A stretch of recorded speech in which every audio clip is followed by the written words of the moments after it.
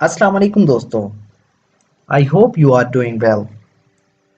Friends, आज की इस वीडियो में मैं आपके साथ इंग्लिश के कुछ ऐसे अल्फाज शेयर करूंगा, वो भी एग्जाम्पल के साथ, जिन्हें सीखने से हमारी वोकैबुलरी में इजाफा होगा, यानी हमारी वोकैबुलरी इम्प्रूव होगी। दोस्तों, इंग्लिश सीखने के लिए वोकैबुलरी का इम्प्रूव होना बहुत ज़रूरी है। सो फ्रेंड्स, अगर आपने हमारे इस चैनल को अभी तक सब्सक्राइब नहीं किया तो अभी चैनल को सब्सक्राइब कर लें और साथ में लगे बेल आइकन को ज़रूर प्रेस कर लें, ताकि हमारी आने वाली इस तरह की न्यू वीडियो का नोटिफिकेशन सबसे पहले आप तक पहुंच सके। तो दोस्तों, पहला वर्ड है हमारे पास एडवर्टाइज।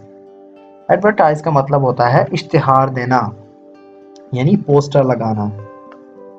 जैसा कि अखबारों और टेलीविज़न के जरिए इश्तिहार दिए जाते हैं। हमने अपनी गाड़ी अखबार में इश्तिहार देकर बेची थी। We sold our car by advertising it in the newspaper. We sold our car by advertising it in the newspaper.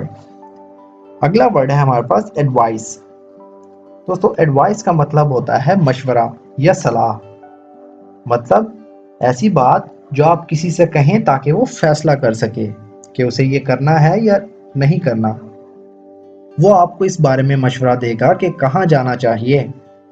He will give you advice where to go. He will give you advice where to go.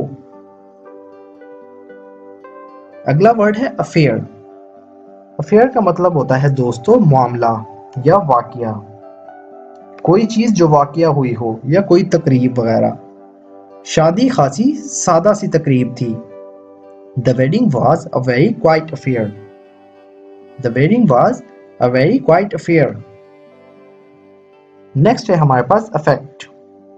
Affect का मतलब होता है असर अंदाज होना या तब्दीली ले आना या मुतासिर करना। सिगरेट नोशी आपकी सेहत को मुतासिर कर सकती है। Smoking can affect your health. Smoking can affect your health. Next word है दोस्तों हमारे पास एडवेंचर। एडवेंचर का मतलब होता है मुहिम या जान को खतरे में डालना, या खतरा भी कह सकते हैं आप इसे। तो इसकी एग्जांपल देखते हैं। उसने अपनी अफ्रीकी मुहिमात के बारे में किताब लिखी। She wrote a book about her adventures in Africa. She wrote a book about her adventures in Africa. Affection, दोस्तों इसका मतलब होता है मोहब्बत या शफकत। किसी से मोहब्बत या प्यार करने का एहसास। उसे अपनी बहन से बहुत मोहब्बत है। He has great affection for his sister. He has great affection for his sister. Next word है दोस्तों अफेक्शनेट। इसका मतलब होता है मोहब्बत करने वाला, मतलब जिसके दिल में मोहब्बत होती है या जो मोहब्बत जाहिर करता है। उसने उसे मोहब्बत भरा प्यार किया। She gave him an affectionate kiss. She gave him an affectionate kiss. Next word है हमारे पास affectionately। इसका मतलब होता है मोहब्बत के साथ। वो अपने बेटे को देखकर मोहब्बत से मुस्कुराया। He smiled at his son affectionately. He smiled at his son affectionately. Next word है दोस्तों हमारे पास afford। इसका मतलब होता है इस्तिताअत रखना, यानी अफोर्ड कर सकना। मतलब अगर आप किसी चीज को खरीदने की या उसे पा लेने की ताकत रखते हैं, इस्तिताअत रखते हैं। मेरी इतनी इस्तिताअत नहीं कि छुट्टियों पर जा सकूं। I can't afford a holiday. I cannot afford a holiday. अगला वर्ड है दोस्तों afraid। afraid का मतलब होता है डर या खौफजदा या डर महसूस करना। मुझे दरवाजा खोलने से डर लग रहा था। I was afraid to open the door. I was afraid to open the door. After मतलब बाद में या किसी शख्स या किसी चीज के बाद। अपना होमवर्क करने के बाद मैं बाहर चला गया। After doing my homework, I went out. After doing my homework, I went out. एक और वर्ड होता है आफ्टर का, किसी चीज को पकड़ने की कोशिश करना, या किसी चीज को या किसी शख्स को पकड़ने की कोशिश करना। पुलिस ऑफिसर उसके पीछे भागा। The police officer rain after her. The police officer rain after her. अगला वर्ड है आफ्टर ऑल। इसका मतलब होता है बहरहाल या आखिर। एक और मतलब होता है इसका, मत भूलो। वो नहीं समझती, मत भूलो कि वो भी 2 साल की है। She doesn't understand. After all, she is only 2. She does not understand. After all, she is only 2. मत वो नहीं समझती, मत भूलो कि वो भी 2 साल की है। She doesn't understand. After all, she is only 2.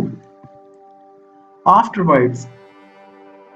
इसका मतलब होता है दोस्तों किसी वाक्य के गुजरने के बाद या उसके बाद। हमने रात का खाना खाया और इसके बाद फिल्म देखने गए। We had dinner and went to see a film afterwards. We had dinner and went to see a film afterwards. Next word है again. इसका मतलब होता है फिर से या दोबारा से। ये बात जरा फिर से कहना। Could you say that again please? Could you say that again please? Against. इसका मतलब होता है खिलाफ। पाकिस्तान ऑस्ट्रेलिया के खिलाफ खेला। Pakistan played against Australia. Pakistan played against Australia. Next word है दोस्तों हमारे पास एजेंसी। इसका मतलब होता है इदारा या एजेंसी। ट्रैवल एजेंसी लोगों के लिए तफरीही तातीलात के प्रोग्राम करती है। A travel agency plans holidays for people. A travel agency plans holidays for people. अगला वर्ड है हमारे पास एग्रेसिव। एग्रेसिव का मतलब होता है झगड़ालू, मतलब लड़ने वाला या झगड़ा करने वाला। वो शराब पीने के बाद अक्सर झगड़ालू हो जाता है। He often gets aggressive after drinking alcohol. He often get aggressive after drinking alcohol. वो शराब पीने के बाद अक्सर झगड़ालू हो जाता है। He often gets aggressive after drinking alcohol. Next word है दोस्तों हमारे पास एगो। इसका मतलब होता है अब से पहले या माजी में, मतलब जो राइट टाइम है इससे पहले जो हुआ हो। मैंने बहुत अरसे पहले ड्राइविंग सीख ली थी। I learned to drive a long time ago. I learned to drive a long time ago. अगला वर्ड है long ago. इसका मतलब होता है गुजरा हुआ जमाना या पुराना जमाना। पुराने जमाने में ना गाड़ियां थी ना हवाई जहाज थे। Long ago there were no cars and aeroplanes. Long ago there were no cars and aeroplanes. पुराने जमाने में ना गाड़ियां थी ना हवाई जहाज थे। Long ago there were no cars and aeroplanes. Next word है agree. इसका मतलब होता है दोस्तों इत्तफाक करना या रजामंद होना या राजी होना। उसका ख्याल है कि हम ट्रेन से जाएं, लेकिन मैं राजी नहीं। He thinks we should go by train, but I don't agree. He thinks we should go by train, but I do not agree. Agreement. Agreement का मतलब होता है समझौता या इत्तफाक करना या मुआहदा करना, मतलब कोई ऐसा फैसला होना जो दो या दो से ज्यादा अफराद मिलकर करते हैं। दो मुल्कों के दरमियान होने वाला तिजारती मुआहदा। इसकी एग्जांपल है there is a trade agreement between the two countries. There is a trade agreement between the two countries. अगला वर्ड है दोस्तों अहेड। इसका मतलब होता है आगे या सामने या बिल्कुल पेश पेश। हम अपने सामने रोशनी देख सकते हैं। We could see a light ahead of us. We could see. Go ahead. इसका मतलब होता है अपनी मर्जी का काम करना या किसी काम को जारी रखना या शुरू रखना। क्या मैं तुम्हारी गाड़ी ले सकता हूँ? हाँ ले लो। Can I borrow your car? Yes, go ahead. Can I borrow your car? Yes, go ahead.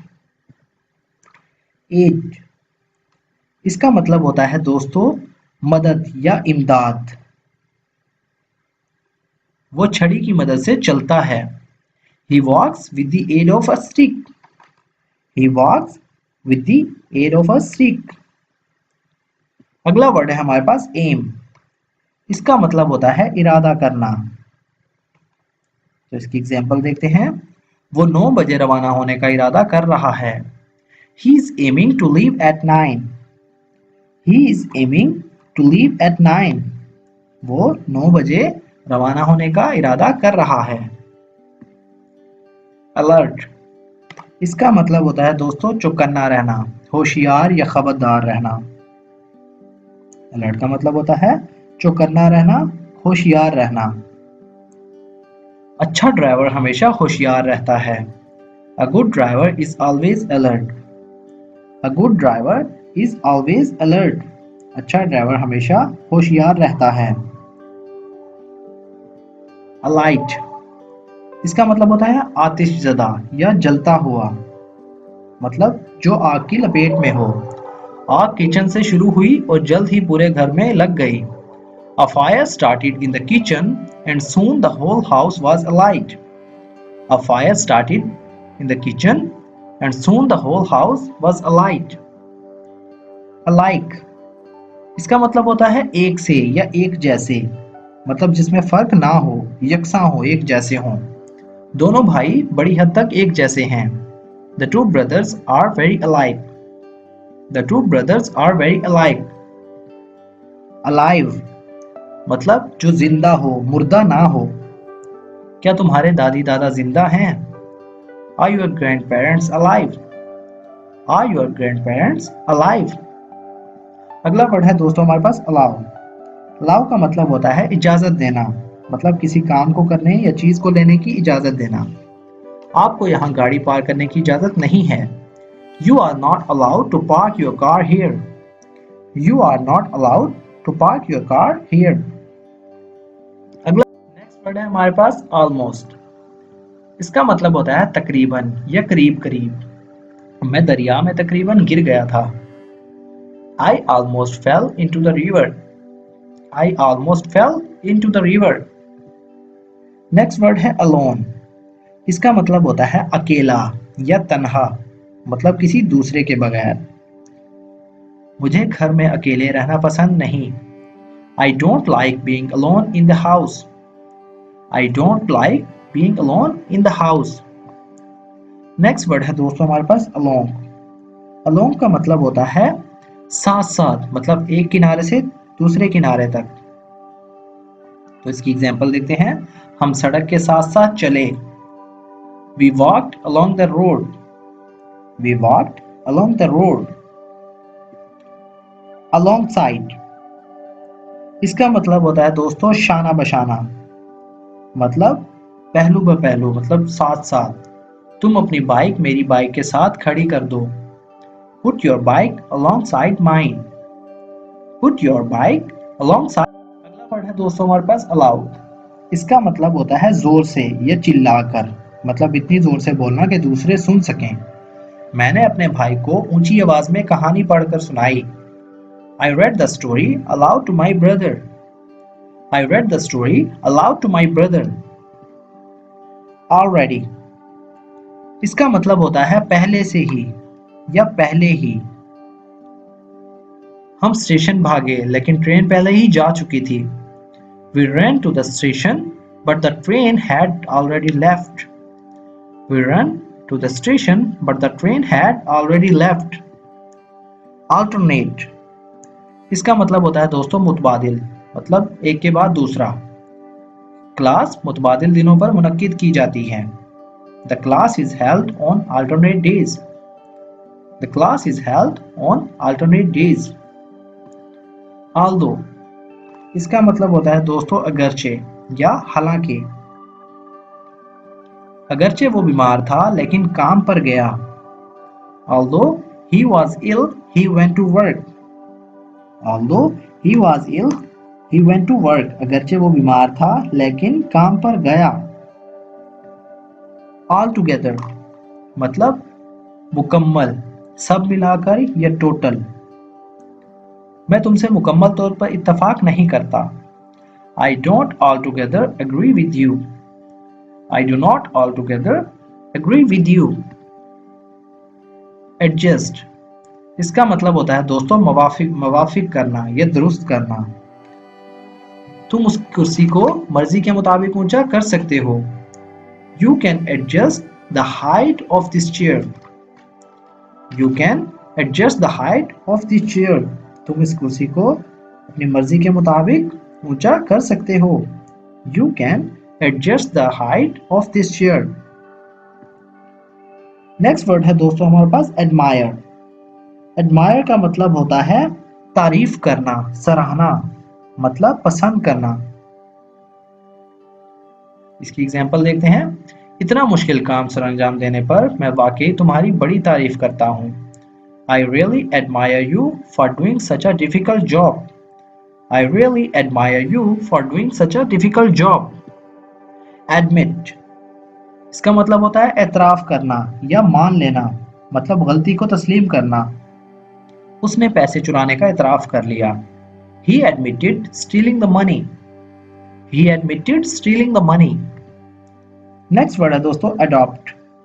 इसका मतलब होता है गोद लेना, मतलब किसी और के बच्चे को अपना बच्चा बनाकर पालना। हमने एक बच्चे को गोद लिया। We adopted a child. We adopted a child. Adore इसका मतलब होता है मोहब्बत करना, मतलब किसी शख्स या किसी चीज से बहुत ज्यादा मोहब्बत करना, बहुत ज्यादा चाहना। वो अपने पोते पोती से बहुत मोहब्बत करती है। She adores her grandchildren. She adores her grandchildren. Adult मतलब जवान या बालिग, मतलब कोई ऐसा शख्स या कोई जानवर जो पूरी तरह से बड़ा हो गया हो। बड़े और बच्चे सब इस फिल्म को पसंद करेंगे। Adults as well as children will enjoy this film. Adults as well as children will enjoy this film. Ambassador इसका मतलब होता है दोस्तों सफीर। सफीर सफारत खाने में काम करता है। An ambassador works in an embassy. An ambassador works in an embassy. सफीर जो है सफारत खाने में काम करता है। An ambassador works in an embassy. Ambition इसका मतलब होता है दोस्तों ख्वाहिश या आरजू।